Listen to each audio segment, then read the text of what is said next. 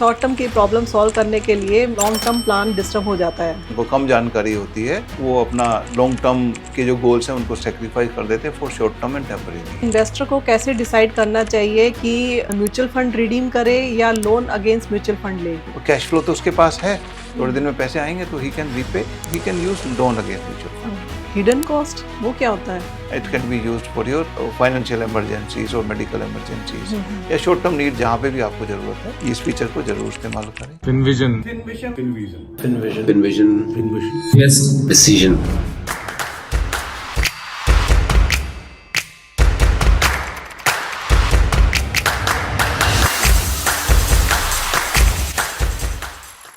जय हिंद दोस्तों, स्वागत है आपका फिनविजन के एक और इंटरेस्टिंग और प्रैक्टिकल एपिसोड में। आज हम बात करेंगे एक ऐसे इंटरेस्टिंग टॉपिक की। अक्सर लोग सोचते हैं कि लोन लेना हमेशा गलत होता है। क्या सच में लोन लेना गलत होता है? कई स्मार्ट इन्वेस्टर और फाइनेंशियली अवेयर फैमिली जो शॉर्ट टर्म का पैसा है, जब उसकी रिक्वायरमेंट आती है तो एक अलग ही स्ट्रेटेजी अपनाती है। लेकिन अचानक आपको पैसों की जरूरत पड़ जाती है, जैसे घर का रेनोवेशन, बच्चे की fees, medical emergency, short term business requirement के लिए पैसे की जरूरत पड़ती है। ऐसे में कुछ लोग अपने म्यूचुअल फंड से पैसा रिडीम कर देते हैं। लेकिन क्या हर बार इन्वेस्टमेंट तोड़ना क्या सही ऑप्शन है, या कोई और भी ऑप्शन है जिससे हमें पैसा भी मिल जाए और हमारे लॉन्ग टर्म वेल्थ क्रिएशन और कंपाउंडिंग भी बना रहे? इस टॉपिक को सिंपल और प्रैक्टिकल वे में समझाने के लिए हमारे साथ जुड़ रहे हैं कर्नल संदीप मेलवार, जो आर्मी वेटरन के साथ साथ आपके फाइनेंशियल मेंटोर भी है। जय हिंद सर। जय हिंद अमिता। इन्वेस्टमेंट का और अच्छे इन्वेस्टमेंट का मतलब ये नहीं होता है कि बस पैसे को लगाते रहो, बढ़ाते रहो, उसको इंटेलिजेंट यूज भी करना होता है। और अक्सर लोगों की सदा ये कमी नहीं होती कि उनके पास पैसा नहीं होता, उनके पास पैसा होता है लेकिन किसी अच्छी जगह लगा होता है, ऐसी एसेट्स में लगा होता है कि जो रेडिली उसको एनकैश नहीं कर सकते। पैसे की अनअवेलेबिलिटी होती है, इलिक्विड इंस्ट्रूमेंट में होता है, तो पैसे की जरूरत पड़ जाती है। बिल्कुल। तो इसके लिए बहुत सारे ऑप्शंस हैं, उनमें से एक दो सॉल्यूशंस आज हम डिस्कस करेंगे। आइए उस पर बात करते हैं। सर, अभी आपने बहुत ही अच्छी बात कही कि लोगों के पास पैसा तो होता है पर लिक्विडिटी नहीं होती।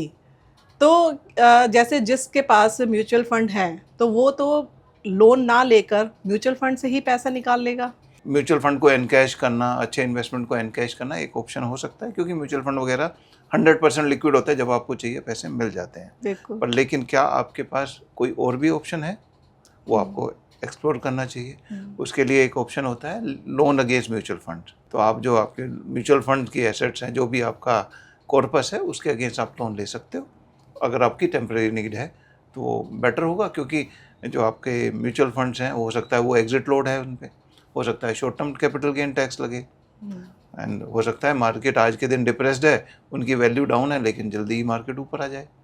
तो इन सब ऑप्शंस को मेजर करके, उनको कंपेयर करके, उनका टेक होल्ड करके तब आपने डिसीजन लेना चाहिए। और लोन अगेंस्ट म्यूचुअल फंड एक अच्छा ऑप्शन। क्या आप इस टॉपिक को थोड़ा और सिंपल लैंग्वेज में समझा सकते हैं, जिससे हमारे व्यूअर को और बेटर क्लियर हो जाए? देखो, लोन अगेंस्ट म्यूचुअल फंड एक अच्छी फैसिलिटी है, जिसमें कि आपके जैसे म्यूचुअल फंड्स हैं, उनकी कोई वैल्यू है। मान लीजिए आपके पास 10 लाख के म्यूचुअल फंड का पोर्टफोलियो है और आपको आज पैसे की जरूरत है 3-4 लाख रुपए की जरूरत। उन फंड्स को आप किसी को मोर्टगेज करके, लीन करके आप उसके अगेंस्ट लोन ले सकते हो।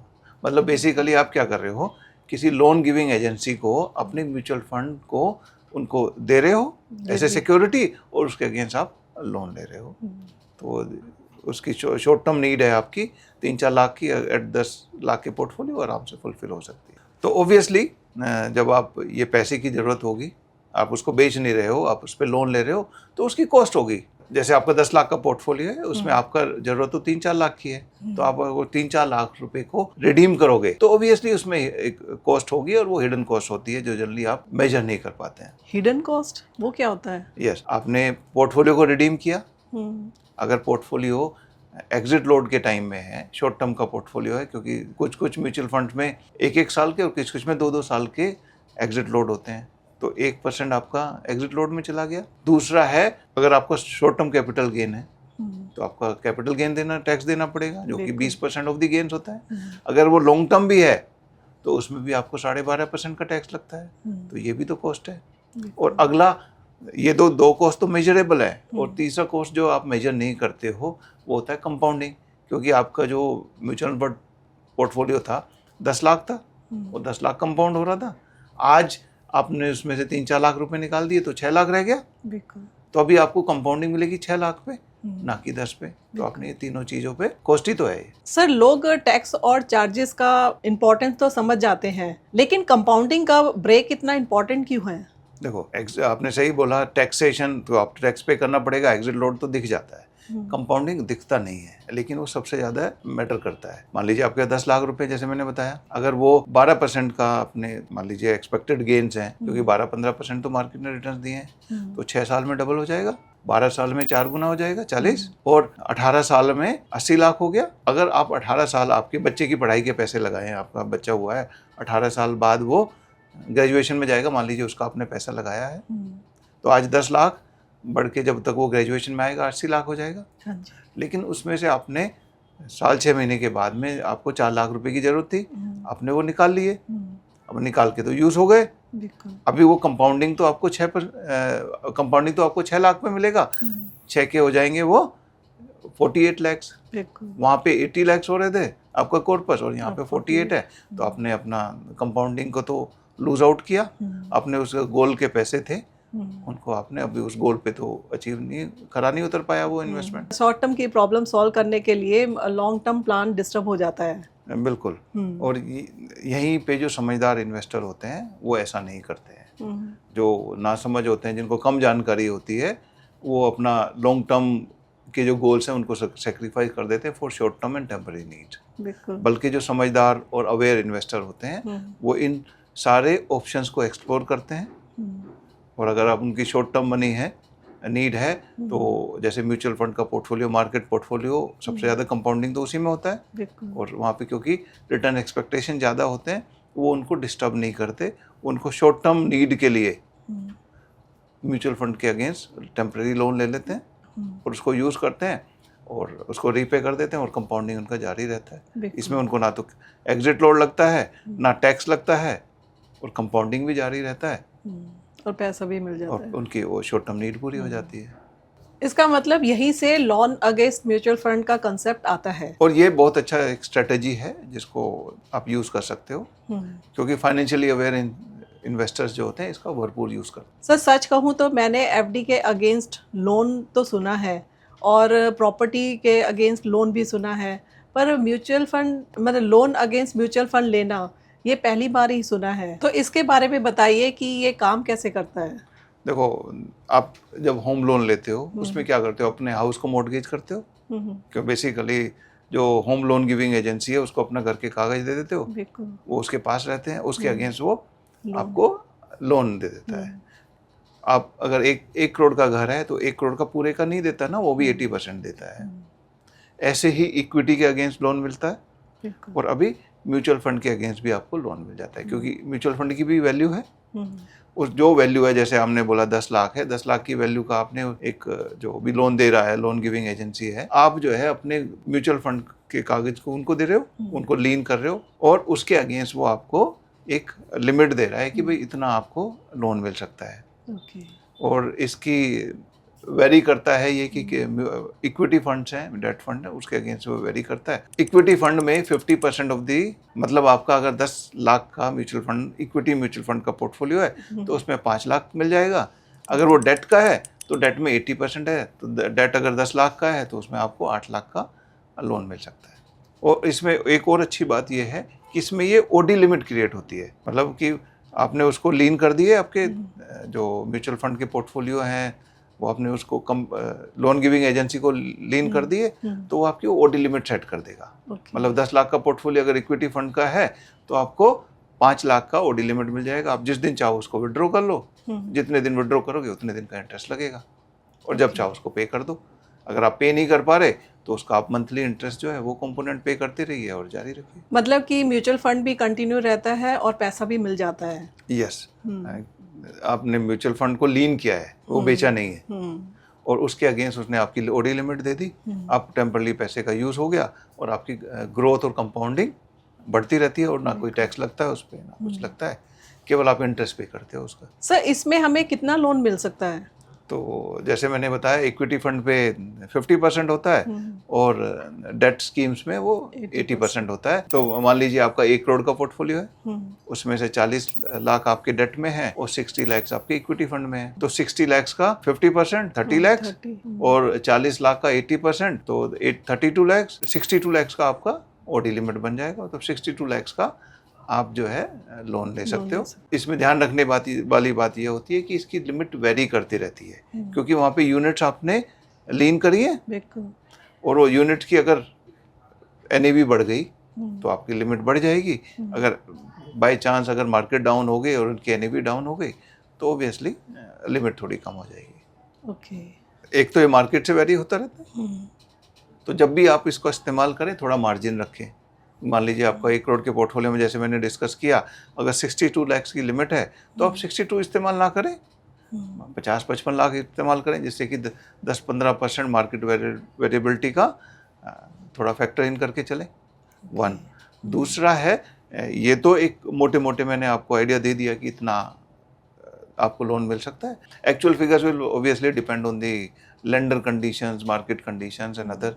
जो 1-to-1 आपका जो कॉन्ट्रैक्ट होता है, जो आपको ओडी लिमिट सेट करता है लोन गिविंग एजेंसी है, it depends on that. Sir suppose कर लो कि मेरे पास 10 लाख का म्यूचुअल फंड है और मैंने 5 लाख ले लिए लोन अगेंस्ट म्यूचुअल फंड से, और तो मुझे 5 लाख का पूरा ही लेना पड़ेगा? नहीं, इसमें इसलिए मैंने बोला ये ओडी लिमिट होता है, जिसको ओवरड्राफ्ट लिमिट बोलते हैं। आपका एलिजिबिलिटी 5 लाख तक के लोन की है, दैट इज 10 लाख का आपका पोर्टफोलियो है, उसमें 50% है मिलेगा आपको, क्योंकि आपके पास सारे इक्विटी फंड्स हैं। तो आपकी 5 लाख की ओडी लिमिट है। तो ओडी लिमिट सेट कर देते हैं जब आपके फंड्स लीन हो गए, ओडी लिमिट सेट होगी। उसका आपके ऊपर डिपेंड करता है, आप यूज करना चाहे तो पूरा 5 लाख यूज करिए, आप 1 लाख की यूज करना चाहते तो 1 लाख विड्रॉ करिए, 4 लाख की ओडी लिमिट आपकी रहेगी। अगर आपकी जरूरत नहीं है तो आप उसको इस्तेमाल मत करिए। तो जितना लोगे उतने पे ही ब्याज लगेगा। डिपेंड ऑन इन्वेस्टर, आपकी नीड के लिए फुलफिल होता है, और ये केवल ओडी लिमिट होती है। लोन एक्चुअली तब स्टार्ट होता है जब आप एक्चुअली जितने पैसे अपने अकाउंट में लेते हो उनको यूज करते हो, उसी पे इंटरेस्ट लगता है। सर ये फीचर्स तो काफी इंटरेस्टिंग लग रहा है, पर जब भी लोन लेते हैं तो उस पे इंटरेस्ट कितना लगता है? अब अगर लोन ले रहे हो, किसी से पैसे ले रहे हो, तो इंटरेस्ट तो लगेगा। इसमें इंटरेस्ट रेट क्या है आज के दिन? अप्रोक्सीमेटली 10% लेके चलो, 9.5 to 10.5 लग रहा है, depending on the lender, depending on the agency you are taking. ठीक है, वो उस पर डिपेंड करेगा, पर आप तकरीबन मान के चलिए 10% प्लस माइनस पर एनम है। और इसका अच्छी पार्ट ये है कि जैसे आपने बोला कि आपकी लिमिट 5 लाख की सेट हो गई, अब वो ओडी लिमिट सेट है।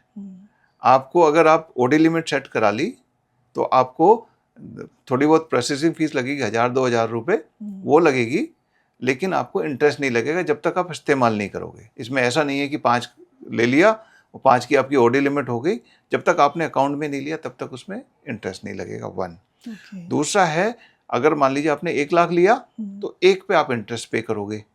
मंथली आपको इंटरेस्ट पे करना है। प्रिंसिपल आप जो लोन लिया है वो आप जब आपके पास पैसे हो तब पे कर सकते हो। जितने दिन आप इस्तेमाल करोगे उतने दिन का ही प्रोपोर्शनेट आपको इंटरेस्ट देना पड़ेगा। इंटरेस्ट पूरे पे नहीं लगता है। तो that's another good feature. It can be used for your financial emergencies और मेडिकल इमरजेंसीज या शॉर्ट टर्म नीड, जहाँ पे भी आपको जरूरत है इस फीचर को जरूर इस्तेमाल करें। कन्वीनियंट है और आपको मार्केट की ग्रोथ देते रहता है। मतलब जितने की जरूरत हुई उस पे ही इंटरेस्ट लगेगा, बाकी एज इट इज उसमें ही रहेगा। हाँ, जितने की आपने जरूरत, मतलब जितना आपने इस्तेमाल किया उस पे ही ब्याज देना पड़ेगा। मतलब कि ये ट्रेडिशनल लोन की तरह नहीं है जहाँ पे लोन लिया और फिर उसकी ईएमआई भरनी पड़ती है। यस, ट्रेडिशनल लोन्स में आपने जितने भी लोन का लिमिट सेट कराया है पूरे का पूरा लेना पड़ता है। अगर मैं यही पर्सनल लोन लूँ वही लूंगा मैं, जब मुझे शॉर्ट टर्म जरूरत है तो वहाँ पे जो जितने की आपने लिमिट है वो पूरे का पूरा आपके अकाउंट में पैसे आ जाता है। चाहे आप इस्तेमाल करो ना करो, ईएमआई तो देनी उसकी आपने ईएमआई इंटरेस्ट देना पड़ता है। और उसमें एक लिमिट भी होती है कि इतने दिन तक आप रीपे नहीं कर सकते। रीपे करोगे तो इतना ही तो इंटरेस्ट लगेगा ही, पेनल्टी लगेगी। इसमें कुछ नहीं होता। इसमें जब चाहो जिस दिन चाहो आप पे कर लो, जिस दिन चाहो आप विड्रॉ कर लो। और इसमें ये भी हो सकता है इनिशियली पे कर दो, लिमिट तो आपकी सेट है, आप दोबारा भी विड्रॉ कर सकते हो, उसके दोबारा चार्जेस नहीं लगते। सर अगर प्रैक्टिकल लेवल पर कंपेयर करें तो एक इन्वेस्टर को कैसे डिसाइड करना चाहिए कि म्यूचुअल फंड रिडीम करे या लोन अगेंस्ट म्यूचुअल फंड ले? जैसा मैंने बताया कि लोन अगेंस्ट म्यूचुअल फंड एक शॉर्ट टर्म नीड के लिए हो सकता है। अगर किसी इन्वेस्टर को लगता है कि उसकी शॉर्ट टर्म रिक्वायरमेंट है और कैश फ्लो तो उसके पास है, थोड़े दिन में पैसे आएंगे, तो he can use loan against mutual fund. लेकिन अगर किसी की परमानेंट टाइप की नीड है पैसे की, तो एक रिडेम्पशन एक बेटर ऑप्शन हो सकता है। टेम्परेरी रिक्वायरमेंट से आपका क्या मतलब है? टेम्परेरी रिक्वायरमेंट का मतलब है कि आपकी कैश फ्लो में थोड़ी सी टाइट है अभी, जिसको आपको शॉर्ट टर्म नीड है, और कल को आपके पास या महीने 2 महीने में आपकी कोई पॉलिसी मैच्योर हो रही है या कोई इन्वेस्टमेंट मैच्योर हो रहा है या कहीं से पैसे की उम्मीद है या आपकी पे सैलरी एरियर कुछ आने वाला है जिससे आप इस लोन को रीपे कर सकते हो, तो तभी उसी केसेस में आपने लोन अगेंस्ट म्यूचुअल फंड जाना है। अदरवाइज अगर आपकी परमानेंट नीड है और कैश फ्लो कोई है नहीं, टू रीपेइंग की कैपेसिटी है नहीं, तो लोन अगेंस्ट म्यूचुअल फंड नहीं लेना है। बिल्कुल। बट ये अच्छी फैसिलिटी है that you should be aware and you should use it intelligently. अगर ऐसे केस में इन्वेस्टर रिडम्पशन कर देता है तो? देखो, रिडेम्पशन अगर कर रहा है और उसका अगर एग्जिट लोड में पैसा है, एग्जिट लोड एप्लीकेबल है अभी, तो उसको एग्जिट लोड लग जाएगा। मान लीजिए आपने 5 लाख की जरूरत थी, आपने 5 लाख निकालने, एग्जिट लोड लग गया आपका 1%, तो 5,000 रुपये आपके एग्जिट लोड में चले गए।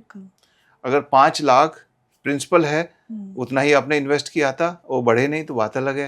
अगर वो गेन कंपोनेंट आ गया उसमें 5 लाख में, अगर 2.5 लाख जो लॉन्ग टर्म कैपिटल गेन है उस पर अगर 12.5% लग गया, तकरीबन 31,000 के करीब आपका लॉन्ग टर्म कैपिटल गेन लग गया। अगर वो शॉर्ट टर्म है तो आपको 2.5 लाख पे 20% लगेगा, जो कि तकरीबन 50,000 आपने टैक्स में पे कर दिया। और कंपाउंडिंग जो कंप्रोमाइज की वो अलग है। यानी एक तरफ पैसा अरेंज हो जाता है और दूसरी तरफ कंपाउंडिंग भी कंटिन्यू रहती है। बिल्कुल, और यही इसका एक बेस्ट फीचर है, लेकिन लोग जनरली इससे अवेयर नहीं है। हमने एट फिनविजन ये फैसिलिटी तो हमारे पास पिछले 2 साल से अवेलेबल है, और सच बोलूं तो मैंने खुद ने भी यूज की हुई है। अपनी शॉर्ट टर्म नीड कभी आती है तो मैं म्यूचुअल फंड क्यों विड्रॉ करूं, मैंने यहाँ से पैसे लिए, पे कर दिया। अगर आपको भी इस फैसिलिटी के बारे में जानना है और इस्तेमाल करना है तो नीचे दिए गए नंबर पर हमें कांटेक्ट कीजिए। सर, लोग ये सोच रहे होंगे कि ये प्रोसेस काफ़ी कॉम्प्लिकेट होगा, बैंक विजिट और डॉक्यूमेंटेशन जो प्रोसेस होता है वगैरह वगैरह। देखो, इसका प्रोसेस बहुत ही सिंपल है। अगर आप बैठोगे तो आपको 30 मिनट्स में आपके अकाउंट में पैसे आ सकते हैं। इसका प्रोसेस बताता हूँ। इसमें कोई डॉक्यूमेंटेशन नहीं है, फिजिकली कहीं नहीं जाना है, घर बैठे बैठे रहना है। पोलियोज हैं, उनको लीन करने के लिए OTP आएंगे, उसको आपने ऑथेंटिकेट करना है। 1 रुपये आपके पेनी ड्रॉप हो जाएगा आपके अकाउंट में, और अकाउंट मैप हो जाएगा, और उस अकाउंट में पैसे आ जाएंगे विद इन 30 मिनट्स। जो आपने डिसाइड किया है OD लिमिट, वो वेरीफाई हो जाएगी और आपके अकाउंट में OD लिमिट सेट हो जाएगी। उसके बाद जब चाहो, at the click of the button, you can withdraw that amount into your account. बहुत ही सिंपल है। Must be aware and use it when ever you need it. लेकिन इस पे अपने इन्वेस्टमेंट प्लान ना करें, इसको शॉर्ट टर्म नीड के लिए रखें, और जब आप कहीं और से पैसे नहीं मैनेज कर पा रहे तभी के लिए रखें, ये इम्पोर्टेंट है। बिल्कुल सही। वाओ सर, ये तो काफ़ी अच्छा प्रोसेस है, बैंक के चक्कर भी नहीं लगाने पड़ते, विद इन 30 मिनट्स में ये सब कुछ हो जाता है। बिल्कुल, एंड बैठे बैठे हो जाता है। सर, अब तक तो इसके काफ़ी बेनिफिट समझ में आ गए हैं, पर कोई ऐसी सिचुएशन भी आती है जब loan against mutual fund avoid करना चाहिए? देखो, जैसे मैंने बताया, ये टेम्पररी यूज़ के लिए हो सकता है, टेम्पररी नीड को फुलफिल करने के लिए लोन हो सकता है जब कहीं और पैसे नहीं बन रहे। ठीक है, परमानेंट नीड का सोल्यूशन नहीं हो सकता है, क्योंकि इसमें इंटरेस्ट पे करना पड़ता है। मार्केट अगर वॉलेटाइल हो गई, ऊपर नीचे चली, तो हो सकता है 12-14% जो आप प्लान करके चल रहे हैं मार्केट में, उतने पैसे ना बने, तो ये काउंटर प्रोडक्टिव हो सकता है। तो शॉर्ट टर्म नीड के लिए रखें। और मैंने बहुत लोगों को देखा है कि इसको ऐसे इन्वेस्टमेंट स्ट्रेटेजी भी करते हैं, जैसे कि 10 लाख का पोर्टफोलियो है, उसमें 5 लाख में लोन ले लेता हूँ, उसको भी इन्वेस्ट कर देता हूँ। नहीं, वो इसको इन्वेस्टमेंट स्ट्रेटेजी ना समझे। एक शॉर्ट टर्म नीड के लिए आपको पैसे की जरूरत है, उसके लिए इसका इस्तेमाल करें। That is the best way to go about it. बिल्कुल। और दूसरा, लोन अगेंस्ट म्यूचुअल फंड से आप अपनी लग्जरीज को पे खर्च मत करिए। जैसे कि आपने कोई आइटम लेना है, मोबाइल लेना है, ट्रिप पे जाना है, वो फंड करने के लिए इसका इस्तेमाल नहीं करना चाहिए। उसके लिए तो आपने पैसा अलग से जोड़ना चाहिए, तभी वो करें, क्योंकि वो काउंटर प्रोडक्टिव हो जाएगा आपको। सर, लोन केवल इसलिए नहीं लेना चाहिए क्योंकि इसमें फैसिलिटीज़ अवेलेबल है। अगर आपको ज़रूरत है उसके हिसाब से लेना चाहिए। Yes, this cannot be an investment strategy. This is good option to fulfill your short term needs and short term emergency आ गई, नीड आ गई, तो उसके लिए काम हो सकता है, बट ये इन्वेस्टमेंट स्ट्रेटेजी नहीं है। और जैसा मैंने बताया कि smart investor, financially aware investors इसका इस्तेमाल करते हैं, मैंने खुद ने किया है, लेकिन इस पे मैं इन्वेस्टमेंट स्ट्रेटेजी नहीं है ये मेरी, वो गलत ये मेरी ज़रूरत के लिए था।